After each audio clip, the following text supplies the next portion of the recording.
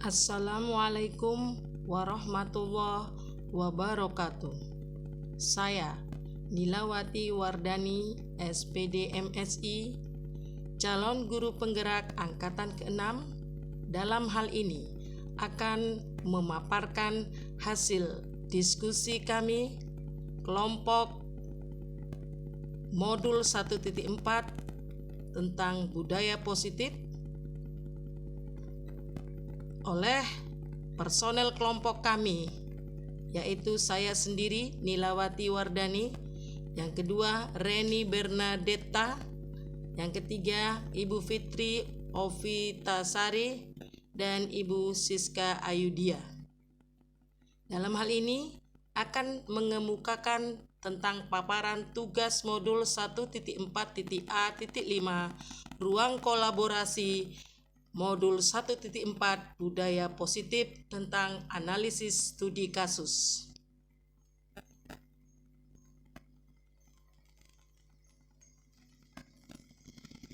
Adapun yang menjadi tujuan pembelajaran pada sesi ini adalah 1. Calon guru penggerak dapat menganalisis kasus yang disediakan berdasarkan konsep-konsep inti dalam modul budaya positif bersama calon guru penggerak lainnya. Yang kedua, tujuannya adalah calon guru penggerak dapat mempresentasikan hasil analisis studi kasus berdasarkan konsep-konsep inti dalam modul budaya positif.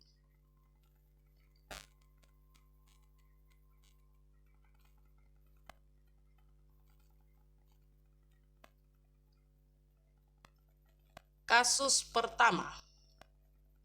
Seorang guru matematika sekaligus menjadi wali kelas 8, Ibu Santi, sedang sakit sehingga tidak dapat masuk dan mengajar. Akhirnya dicarikan guru pengganti bernama Ibu Eni. Ibu Eni baru 2 tahun menjadi guru SMP. Beberapa murid perempuan, Vivi dan Natali, mengetahui hal ini dan mulai menggunakan kesempatan dan bersikap seenaknya, tertawa dan tidak mengindahkan kehadiran Ibu Eni. Ibu Eni mencoba menyapa Vivi dan Natali dengan ramah, sambil mengingatkan mereka untuk tetap fokus pada pengerjaan tugas. Ayolah, tugasnya dikerjakan. Nanti ibu ditegur bapak kepala sekolah kalau kalian tidak kerjakan tugas. Tolong bantu ibu ya. Namun Vivi dan Natali malah jadi tertawa. Ah ibu, santai saja ibu. Mereka tetap tidak mengerjakan tugas dan malah mengobrol. Keesokan harinya, Ibu Santi memanggil Vivi dan Natali serta menanyakan tentang laporan Ibu Eni. Ibu Santi menanyakan apakah mereka bersedia melakukan memperbaiki permasalahan yang ada. Vivi dan Natali sempat ragu-ragu dan membela diri, namun pada akhirnya mengatakan akan meminta maaf.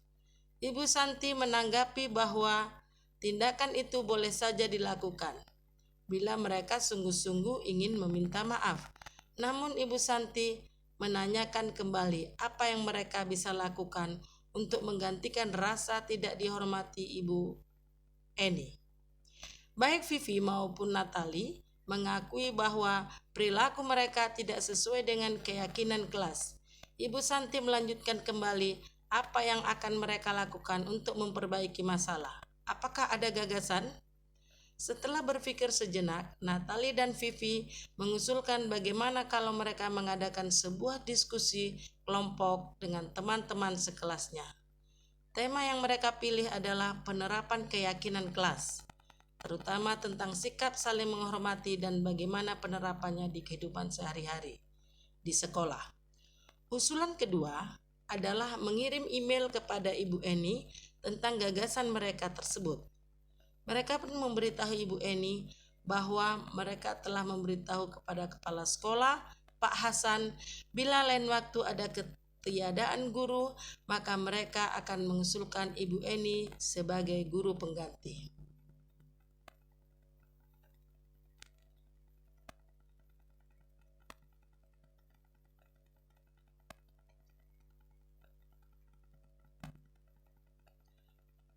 Pertanyaan pertama, langkah restitusi apa saja yang sudah dijalankan oleh Ibu Santi? Jawabannya adalah pertama, menstabilkan identitas. Dilihat dari kata-kata Ibu Santi yang mengatakan bahwa Ibu Santi memanggil Vivi dan Natali serta menanyakan tentang laporan Ibu Eni, dan kalimat Ibu Santi menanyakan apakah mereka bersedia memperbaiki permasalahan yang sudah ada. Pada langkah yang dilakukan oleh Ibu Santi berikutnya adalah validasi tindakan yang salah. Ibu Santi menanggapi bahwa tindakan itu boleh saja dilakukan bila mereka sungguh-sungguh ingin meminta maaf. Namun Ibu Santi menanyakan kembali apa yang bisa mereka lakukan untuk menggantikan rasa tidak dihormati Ibu Eni. Pada menanyakan keyakinan, Ibu Santi melakukan melalui tindakan pernyataan, Ibu Santi melanjutkan kembali apa yang akan mereka lakukan untuk memperbaiki masalah. Apakah ada gagasan? Pertanyaan kedua, apakah restitusi yang diusulkan oleh Ibu Vivi yang dilakukan oleh Vivi dan Natali sudah sesuai dengan pelanggaran yang dibuat, langkah-langkah restitusi yang telah diusulkan? Jawab, paparan restitusi yang diusulkan sudah sesuai dengan pelanggaran yang dibuat. Langkah-langkah restitusi yang telah diusulkan mereka yaitu mereka atau Vivi dan Natali meminta maaf, kemudian mereka berdiskusi dengan teman sekelas, lalu mereka mengirimkan email kepada Ibu Eni. Juga mereka mengusulkan bila lain waktu ada ketiadaan guru, maka mereka akan mengusulkan Ibu Eni sebagai guru pengganti. Pertanyaan selanjutnya, dalam kasus di atas, posisi apakah yang telah diambil Ibu Eni dalam menangani Vivi dan Natali? Jelaskan jawaban Anda. Jawabannya, posisi yang diambil oleh Ibu Eni, posisi kontrol yang diambil oleh Ibu Eni yaitu sebagai teman, yaitu dengan melakukan tindakan. Ibu Eni mencoba menyapa Vivi dan Natali dengan ramah sambil mengingatkan mereka untuk tetap fokus pada pengerjaan tugas. Ayolah, tugasnya dikerjakan, nanti ibu ditegur Bapak Kepala Sekolah. Kalau kalian tidak kerjakan tugas, tolong bantu ibu ya. Dalam hal ini, Ibu Eni mengambil posisi kontrol sebagai teman. Pertanyaan keempat, jika Anda adalah Pak Hasan, bagaimana Anda menyikapi langkah yang ditempuh Ibu Santi? Jawabannya adalah menyetujui langkah Ibu Santi karena tindakan dianggap tepat, memposisikan dirinya sebagai manajer, yaitu mempersilahkan Vivi dan Natali bertanggung jawab atas perilaku dan menyadari kesalahannya. Kasus kedua, Sabrina hari itu bangun terlambat dan terburu-buru sampai di sekolah. Dia pun akhirnya sampai di gerbang sekolah, tapi baru menyadari kalau tidak menggunakan sepatu hitam, seperti tertera di peraturan sekolah. Di depan pintu kelas, Bapak Lukman memperhatikan sepatu Sabrina yang berwarna coklat. Sabrina berusaha menjelaskan bahwa dia terburu-buru dan salah mengenakan sepatu. Pak Lukman menanyakan Sabrina, apa peraturan sekolah tentang seragam warna sepatu? Sabrina menjawab, sudah mengetahui sepatu harus berwarna hitam, namun terburu-buru dan salah mengenakan sepatu. Selain tidak mungkin kembali pulang karena rumahnya jauh sekali, Pak Lukman tetap bersikeras dan pada peraturan yang berlaku dan mengatakan, ya sudah, kamu sudah melanggar peraturan sekolah, kamu salah, sudah terlambat, salah pula warna sepatunya. Segera buka sepatumu kalau tidak bisa mengenakan warna sepatu sesuai peraturan. Sabrina meminta maaf dan memohon kembali kepada Pak Lukman agar tetap dapat mengenakan sepatunya dan berjanji tidak akan mengulang kesalahannya. Namun Pak Lukman tidak mau tahu. Tidak, kamu telah melanggar peraturan sekolah. Kalau tidak sanggup ambil sepatu di rumah atau diantarkan sepatu ke sekolah, ya sudah, kamu tidak bersepatu saja seharian di sekolah. Sekarang copot sepatumu dan silakan belajar tanpa sepatu seharian. Sabrina pun dengan berat hati mencopot sepatunya dan memberikannya kepada Pak Lukman. Seharian dia tidak berani berkeliling sekolah karena malu dan lebih banyak berdiam diri di kelas tanpa alas sepatu.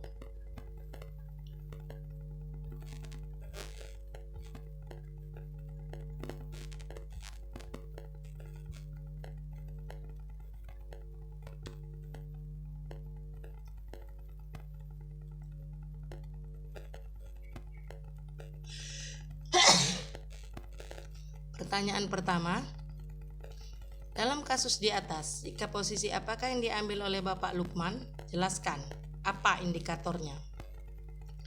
Jawaban, sikap posisi kontrol yang diambil oleh Pak Lukman adalah sebagai penghukum. Indikatornya, Pak Lukman tetap bersikeras pada peraturan yang berlaku dan mengatakan, ya sudah, kamu sudah melanggar peraturan sekolah, kamu salah, sudah terlambat, salah pula warna sepatunya. Segera buka sepatunya karena tidak sesuai dengan peraturan. Walaupun Sabrina sudah minta maaf dan memohon kembali pada Pak Lukman agar tetap dapat mengenakan sepatunya dan berjanji tidak akan mengulang kesalahan. Namun Pak Lukman tidak mau tahu dan mengatakan, tidak, kamu telah melanggar peraturan. Kalau tidak sanggup ambil sepatu di rumah atau diantarkan sepatu di sekolah, ya sudah, kamu tidak bersepatu saja seharian di sekolah. Sekarang copot sepatumu dan silakan belajar tanpa sepatu seharian. Sabrina pun mencopot sepatunya dan memberikannya kepada Pak Lukman. Seharian ia tak berani berkeliling ke sekolah karena malu dan lebih banyak berdiam diri di kelas tanpa alas sepatu. Pertanyaan kedua, bila Pak Lukman mengambil posisi sebagai manajer, kira-kira apa yang akan dikatakannya? Pertanyaan-pertanyaan seperti apakah yang akan diajukan ke Sabrina? Jelaskan. Jawab, bila Pak Lukman mengambil posisi kontrol sebagai seorang manajer, yang akan dikatakan atau pertanyaan yang diajukan ke Sabrina adalah, mengapa kamu datang terlambat? Mengapa sepatumu tidak berwarna hitam? Apakah kamu sudah tahu peraturan sekolah kita bahwa siswa harus mengenakan sepatu berwarna hitam? Apa konsekuensinya bila dilanggar? Apakah kamu tahu mengapa siswa harus mengenakan sepatu berwarna hitam? Di mana rumahmu? Apakah kamu ambil saja sepatu hitammu? Atau bagaimana kalau anggota keluargamu mengantarkan sepatu hitammu? Kalau memang tidak sanggup, ya sudah, hari ini saya maafkan, tapi kamu harus buat dan menandatangani surat perjanjian untuk tidak mengulangi perbuatanmu lagi. Dan bila suatu saat perjanjian ini dilanggar, maka kamu akan menerima sanksi, yaitu sepatumu yang tidak hitam akan disita. Pertanyaan ketiga, kira-kira bila Anda sebagai kepala sekolah di sekolah tersebut, nilai kebajikan apa yang ingin dituju oleh peraturan harus berwarna hitam? Jawabannya, nilai kebajikan yang dituju yaitu keadilan dan tidak ada kesenjangan sosial antar siswa. Sikap saya terhadap Pak Lukman dalam kasus tersebut, andaikan saya jadi kepala sekolah atau sebagai Pak Hasan dalam hal ini, yaitu di satu sisi ketegasan Pak Lukman dalam bersikap menimbulkan kekonsistenan, namun alangkah lebih arif dan bijaksana bila Pak Lukman agak sedikit melentur, mengingat Sabrina adalah seorang siswi yang perasaannya halus. Kesalahannya mungkin baru kali ini atau belum berulang. Potensi menimbulkan rasa malu atau trauma, sehingga sebaiknya Pak Lukman mengambil sikap hanya sampai dengan membuat surat perjanjian sambil memantau perkembangan Sabrina di hari-hari berikutnya.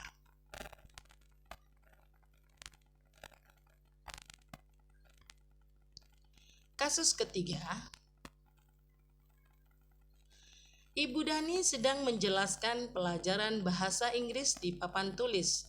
Namun, beliau memperhatikan bahwa Fajar malah tidur-tiduran dan tampak acuh tak acuh pada pelajarannya. Fajar coba jawab pertanyaan nomor 3. Maju ke depan dan kerjakan di papan tulis. Fajar pun tampak malas-malasan maju ke depan. Dan sesampai di depan papan tulis pun Fajar hanya diam terpaku sambil memegang buku bahasa Inggrisnya dan memainkan spidol di tangannya. Ayo Fajar, makanya jangan tidur-tiduran, lain kali perhatikan. Sudah sana duduk kembali, kira-kira siapa yang bisa? Fajar pun kembali duduk di bangkunya. Hal seperti ini sudah seringkali terjadi pada Fajar. Sepertinya tidak memperhatikan, acuh tak acuh, dan nilai-nilainya pun tidak terlalu bagus untuk pelajaran bahasa Inggris. Pada saat ditegur oleh Ibu Dani, Fajar hanya menjawab, "Tidak tahu Bu." Ibu Dani pun menjawab, "Gimana kamu Fajar? Kamu gak kasihan sama ibu ya? Ibu sudah capek-capek mengajarkan kamu, tidak kasihan sama ibu." Dan Fajar pun diam membisu. Analisis pertanyaannya. Posisi kontrol yang diambil oleh Ibu Dani dalam pendekatannya kepada Fajar ialah posisi kontrol sebagai seorang teman. Guru pada posisi ini tidak akan menyakiti murid, namun akan tetap berupaya mengontrol murid melalui persuasi. Sisi negatif dari posisi kontrol sebagai teman ini ialah murid menjadi banyak tingkah dan cenderung manja, sehingga guru menjadi kurang disegani. Yang kedua, kebutuhan yang diperlukan Fajar ialah kebutuhan kesenangan atau kebutuhan untuk merasa senang. Mungkin Fajar tidak menyukai pembelajaran bahasa Inggris. Mungkin Fajar lebih suka pelajaran lain, sehingga dia acuh tak acuh terhadap pelajaran yang dibawakan oleh Ibu Dani. Jadi yang perlu dilakukan Ibu Dani ialah memenuhi kebutuhan Fajar untuk merasa senang. Jika Ibu Dani mengambil posisi pemantau, maka Ibu Dani akan berkata, "Apa yang telah kamu lakukan Fajar? Mengapa tidak memperhatikan pelajaran?" Fajar coba jawab pertanyaan nomor 3. Maju ke depan dan kerjakan di papan tulis. Apabila posisi saya sebagai pimpinan dan mengetahui hal ini, maka saya akan melakukan tindak lanjut dengan menyuruh Bu Dani untuk terlebih dahulu memahami kebutuhan apa yang paling dibutuhkan Fajar, kemudian berkolaborasi dengan Ibu Dani untuk menyelesaikan masalah Fajar dengan menyuruh Bu Dani melakukan refleksi terhadap pembelajaran yang diajarkan untuk dapat mengetahui apa yang harus dan yang akan diperbaiki dan ditingkatkan Bu Dani.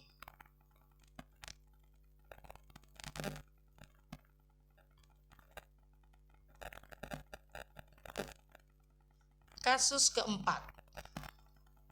Anto dan Dino terlibat pertengkaran adu mulut di lapangan basket. Mereka beradu fisik hingga 3 kancing kemeja Anto terlepas.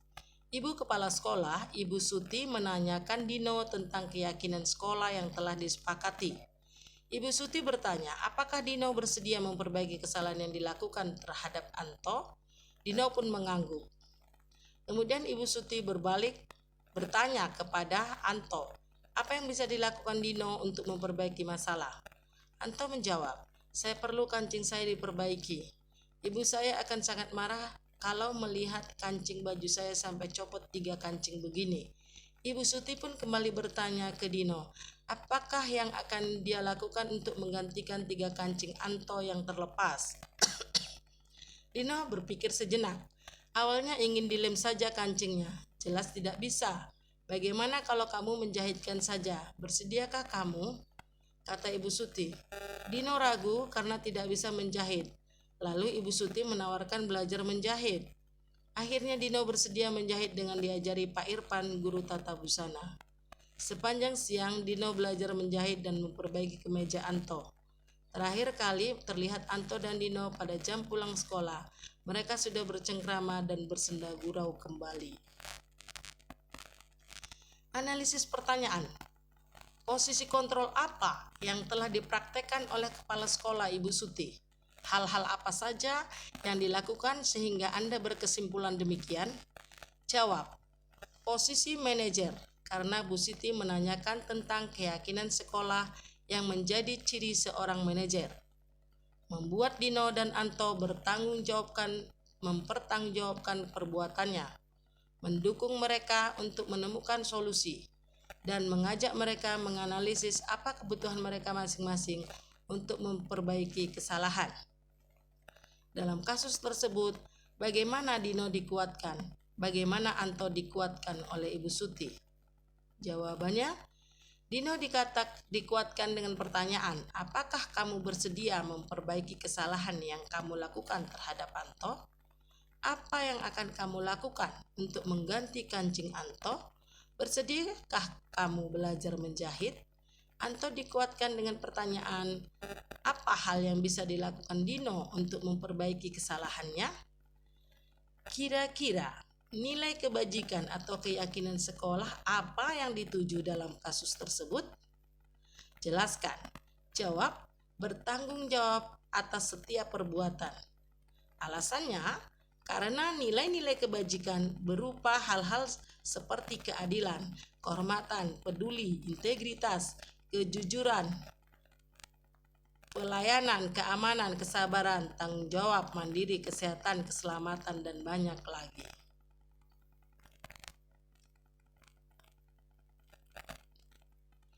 Demikianlah paparan hasil diskusi kelompok kami. Saya haturkan ribuan terima kasih dan wassalamualaikum warahmatullahi wabarakatuh. Salam guru penggerak, salam mandiri belajar.